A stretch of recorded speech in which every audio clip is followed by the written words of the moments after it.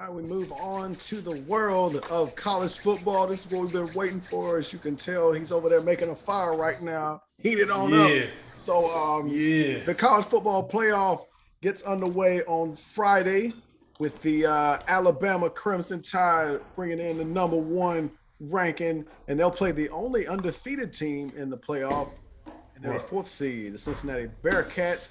And then in the second game, the 2 versus 3 matchup will be the Big Ten champs, the Michigan Wolverines, against the second SEC team in the playoff, the Georgia Bulldogs. Drink, break it down for us. All right, so just like you said, in the first playoffs, 3:30 on ESPN. Um, you got number one seed Alabama Crimson Tide, the SEC champs, and then you going against the number 4 seed Cincinnati Bearcats, the AAC champs. AAC champs, yep. Oh yeah, the AAC. I was making sure you didn't. I was gonna give them their credit. No, I was gonna give them their credit. You know what I'm saying? I'm gonna give them their credit. You know what I'm saying? I'm gonna do it right. So with that game going off at 3:30, listen, folks. Here's the deal, and I think we seen a little of this when Alabama played Georgia. I'm not saying Cincinnati is not a good team. Hell, I'm even gonna tell you, hell, if we was gonna put a group of 5 team in, let it be Cincinnati. They deserve it. Why not? Welcome to the party. Now what you gonna do? And the problem with this is, do I think Cincinnati got a chance to win? Yes. Any team that plays has a chance to win. But Georgia also had a chance to win. And the reason I bring up Georgia is because the reason I think Alabama played Georgia the way they played them is because who you play and how you play them matters. And Cincinnati, prime example today. When Houston beat Auburn in the Birmingham Bowl, I wonder how excited Auburn was to be in the Birmingham Bowl, being that they from the state of Alabama. Well, either way. So you had that game happen today. Houston wins that game. Now the storyline is where Houston beat an Auburn team that Alabama had to go into like 4 overtimes to beat. And that's just inaccurate, folks. Houston did beat Auburn. Alabama did go into 4 overtimes with Auburn. 2 different Auburn teams, though. Like, you better knock it off. These dudes then opt out of the game and everything. Like, their best player's not even playing in this game. I fast forward to the point I was making was, I don't. Notre Dame is the only team on their schedule where I'm like, okay, that was Division I talent right there. Okay, I give them that. That was a legit win. I look at these other teams. I guess I throw a bone with Indiana, but Indiana turned out not even be that good this year. But I look at those other teams and I'm like, show me the Texas A&M. You know what I'm saying? Show me the Georgia. Show me the Arkansas of the group. Arkansas. Let me bring in Arkansas. So Arkansas is significant because of this. Arkansas runs a defense, the 3-3-5 defense, right? This is also the defense that Cincinnati runs. Now, I think it's going to be very, very problematic for Cincinnati if they do that. Because they just, my personal opinion, they don't have the athletes that's going to be able to grind it, I think, first quarter, second quarter, third quarter. I think first quarter you might be fine when everything's scripted. But they don't have the athletes Arkansas had. And as you've seen, that defense will get you behind really fast if you can't move the ball. And I'm not quite sure. I know people like to clown on the Alabama defense. It ain't as good as it used to be. And I got it. But it ain't terrible either. I'll tell you right now, like it's a good defense. Yeah, the secondary jacks up. They do. It is what it is. I don't know if you got the talent to make them jack up, though. I'll just keep it real. Like, I looked at the Georgia game. As much talent as they got, they didn't have the talent to make them really jack up. When they scored, it wasn't all busted plays. They just drove the ball and scored. I'm looking at Cincinnati, and I'm wondering, I love their secondary with old Sauce Gardner and the other guy. Their secondary is legit. That is like, that's NCAA first team All-American stuff right there. But you need a little more than 2 cornerbacks. I'm telling you that right now. You're going to need a little more than that. And The only thing I can say about this game to keep it real is if Alabama comes in there focused, playing their game, this is gonna be over quick. If they come in there flopping around, reading the newspaper clippings and listening to everybody saying, "Are you kidding me?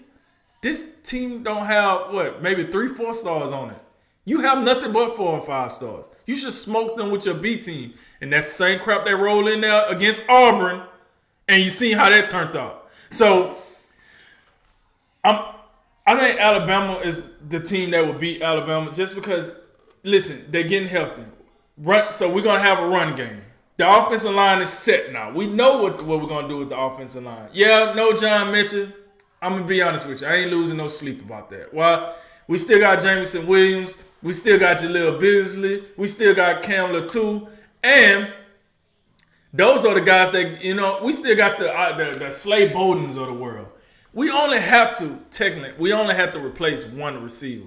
And I think I got a good feeling who the one receiver is going to be. Oh, maybe the guy that caught the game-winning catch at Auburn. I mean, the guy that got us in the overtime at Auburn. Maybe that guy might just be the receiver. But it doesn't need to hear all that. So, I look at all that. I mean, I get what people saying. Well, Alabama lost their supposedly number one receiver. I think we can say he was number 2. And the Cincinnati strength is their cornerbacks. That's going to be problematic. Why? Why would that be problematic? Bryce Young just going to do a lot of check downs. What else you got for me? So, not to harp on that one because I think Alabama's going to win this one pretty confidently. I don't think this is going to be like as tight as people looking at it. I'm gonna say 35-17 as the ending score. I think we take care of business here. The one that really need a little talking to is the number 2 Michigan Wolverines, the Big Ten champs, and the number 3 Georgia Bulldogs, that large bid. So that's the game. I think that's the game that got me like. I don't quite know because Michigan has shown with McNamara and the other quarterback, they play like somewhat of a I don't think they do this on purpose. Maybe they do it on purpose, but like a 2 quarterback like set where they got the running quarterback and the passing quarterback, and they play them frequently. And my thing is, Michigan has to run the ball. That's their key to success. Georgia had made it very clear, even against Alabama, you're not running the ball unless your offensive line is just the God's honest truth, and we can't get our linebackers back there at all. And I'm here to say, I just don't think that's going to happen. I don't think no team can stop Georgia from getting back there and stopping the run. I'm just going to keep it real. Now, to the point that I made when after championship week, how do you beat Georgia? You have to throw it over the top of their head. I don't know if Michigan got the dudes to throw it over the top of their head. They got some dudes to make a play or two, but I'm looking at McLemore and his other quarterback. I'm like, yeah, they could make some plays. But when I watched them play Iowa, they was doing a lot of like trick plays and misdirection and all that, and that can get you in trouble really, really fast if you do that against Georgia. Because if you don't connect on them plays, what they're going to do is get the ball and keep running on you. And I know you just saying to yourself, Jay, you like, drink. Well, Michigan got to play defense too. And you're absolutely right. So, with that said, we know Michigan got a hell of a pass rush with Aiden Hutchinson and I think the guy named Ajubi. The guy that, like, directly on the other side, he's pretty good too. He don't get the accolades, but he's pretty good. He's not a Heisman finalist. Right, he's not a Heisman finalist, but he's a damn good pass rusher. I give him that. So that pass rush is good. Well, I think Georgia could I think the offensive line could really move the inside of Michigan's defense line. And I'm not saying like Michigan defense line is trash. It's a Big Ten defensive line. And I think this SEC offensive line can move it when need be. And I ain't trying to be disrespectful. That's just what I think. I think the biggest thing is this for Michigan. Disrupt Stetson Bennett. That's all. That's pretty simple. Get in his way. Do not let him look at Brock Bowers all day. Because That's where he throw the ball to 9 times out of 10. So don't let him see Brock Bowers. And I think you get Stetson Bennett on out of here. Like, think about when Alabama played Georgia. One of the interceptions he threw, and I feel definitive about this, even though, like, my argument, I can't fully prove it. But I think both of the interceptions he threw in that game, both passes was going to Brock Bowers. And he did the same exact thing last year. So when I went back and looked at the tape last year, he gets stuck on one receiver. He does this a lot. Last year was Jermaine Burton, number 7. This year is Brock Bowers. So it started to make me wonder, if you just figure out who he locked on, I think Stetson Bennett is pretty easy to calm down here. Now, I also think it's a chance we see both quarterbacks for Georgia. Stetson and JT Daniels. I think it's a chance we see both quarterbacks because I think Stetson is going to get in trouble with that whole locking on the wide receivers stuff and all that. And I think Michigan going to force Kirby Smart to change quarterbacks. And it might be enough to give them the win. I'm going to say I got Georgia winning 24-20. I say 24-20. 23. It's like some last minute stuff here. 24-23. I give it to Georgia. I think at the end of the day, their defense will make enough stops to stop Michigan offense, and I think Michigan will have a problem corralling their run game when it gets going. So I'm gonna get at the Georgia, and which will evidently put Alabama and Georgia in the rematch for the national championship, and then we'll see where we go from there. But yeah, man, that's how I see both of them games. I see Alabama winning pretty comfortably, and then I see Georgia winning in a tight one. I think at its lowest point, or at its most simplest point, you look at both of these games and you say, do Cincinnati and Michigan, can they compete at the line of scrimmage on both sides? I think that's what you ask yourselves. To me, if Cincinnati, if they can hold up, if an AAC offensive and defensive line can hold up, then Cincinnati will be in the game. I don't think they win the game because of that, but they'll make it somewhat competitive, and they'll be in the game. And think about this, what we've seen lately. Like, I don't think Cincinnati, for me, there's a whole lot of expectations for them because I don't know, man. I'd have to look at this, but I'm not recalling lately the last time a 4 seed did anything special. You know what I'm saying? Like, for Oklahoma for years was the 4 seed that they flopped around, won the Big 12, and then just got knocked out of here. I think Alabama was the last 4 seed to win the title that year. They came in with 2 losses. Yeah, they beat one loss, but they weren't they didn't make the title game and all that. But right. That was when the last time Georgia and Bama made it, right? Okay. Right. So, but like, I don't think Cincinnati has a lot of expectations. The one thing I will say, like, if you're saying, Alabama barely beat Auburn and all this stuff, and Auburn lost to Houston, like, you're not paying attention.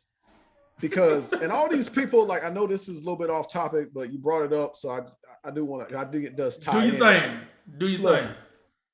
The SEC's like 0-3 in bowl games or something so far, and like, the SEC, like, okay.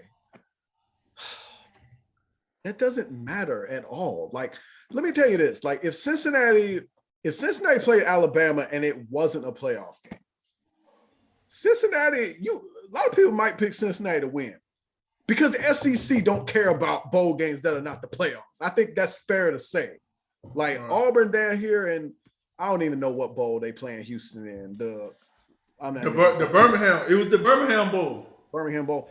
Okay, so you have that, but like, these teams simply, and you talked about, like, you got people opting out, and all these other things, like teams, and we saw it with Central Florida, for a couple of years when they were on there, like, we the national champions. No, you're not. But they was winning, these big time bowl games. Like, yeah, we can do it. So I don't know, man. But I think the offensive and defensive lines. If Alabama just comes in and pushes these guys around, then this gonna be it'll be a bloodbath. But if Cincinnati can hold up, and compete up front, and they don't just get ran off the ball on both sides, they'll be in the game. And I will say, I think I'm looking at the line as being 13.5. I think that's pretty generous to Cincinnati. I think that's respectful because they are an AAC team. The thing I will say, and it's to Bama, and this is like we talk about this quite a bit when we talk about Alabama and Nick Saban, is are they going to be ready? Are they going to be focused? I'm going to say yes because it's the playoffs, and I don't see how you could not be focused. But since it's a group of 5 team, are you feeling yourself a little bit too much? Because if you are, Cincinnati will be in the game. Because the one thing I will say about Cincinnati, and I think you'd agree with me, they're not going to beat themselves. Like, you're going to have to beat them because you don't go 13-0 and have all the success they had last year by just being, they're not here pussyfooting around. I know you don't like their schedule, and I get all that. You got Notre Dame, and then there's no other impressive wins because you play in the AAC. I understand, but they're not going to beat themselves. They're well coached, and I'm going to say this: Cincinnati's got the second best quarterback in the playoff in Desmond Ridder, so I think that matters. But look, I think you're about right. I think Alabama does take care of this. I think it. If I had to pick, I'd say I think it'll be a little bit more high scoring. I'll probably say about 41-24, somewhere in there. But look, I think you'd have to have some real guts to pick Cincinnati to win this game, and I don't have it. And I'm not picking against Bryce Young. I'm not doing it.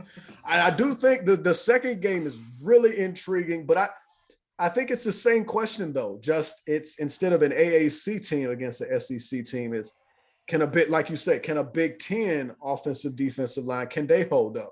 And I think the key is, like you say, can Michigan run the ball? If Michigan can run the ball, I think they have a great chance. But if they can't run the ball and they have to throw it, then because McNamara, I don't think he's getting it done. But the thing is, like, this is a matchup where I would probably take the under in this game because I don't think either team has the quarterback to get it done. The thing is, I think if Michigan can't run the ball, can their defense, do they have the defensive line to stay in it and make it about, because if you have a situation where Michigan's getting pushed around on when their defense is on the field and it's just Zamir White this way and James Cook this way, and they're just doing whatever, then like I was saying, when Alabama played Georgia, you're gonna have to make Stetson Bennett beat you. And if you take the run game away and you make it about Stetson Bennett, I don't think he's gonna be able to get it done against Alabama. So that's the key. Look, if Michigan's offensive and defensive lines can hold up, then you make it about the quarterbacks. And then in that case, whichever quarterback does not make the mistakes, their team will win the game. In the end, I have a hard time picking against Georgia. I think, we talked about this a little bit. We ran down their schedule and like, man, this defense, best defense we ever seen in our lives. And then we're like, oh man, they didn't play no quarterbacks really. When we saw Bryce Young light them on up, but this is the same thing, Drink. I mean, K. McNamara, ain't nothing to write home. I told you, I mean it. Desmond Ridder's better than both of these guys, which is a shame because if Georgia or Michigan had Desmond Ridder, then I think we'd have something to talk about come the final. But no, I think Georgia will win this game, and we will have a rematch, just like we had a rematch in 2018, I believe. But I think this is a case like overall, again, you could, and you look, whoever's Danny Cannell and whoever else think they're an expert, like, oh yeah, bowl game. If you're making, assessments based off the first 2 weeks of bowl games that no one cares about, then you're not serious. Like, the SEC gonna get judged off what they do right here, and we're gonna have an all SEC final, and I guess everybody can weep about it. That's not an SEC fan because that's what we're gonna see. Drink. That's what I think we'll see. I think Michigan. I'm all about it. I think Georgia. I think this was really low scoring. I think I'll go 23-20. Georgia wins this one, and we'll see Alabama and Georgia for the big one.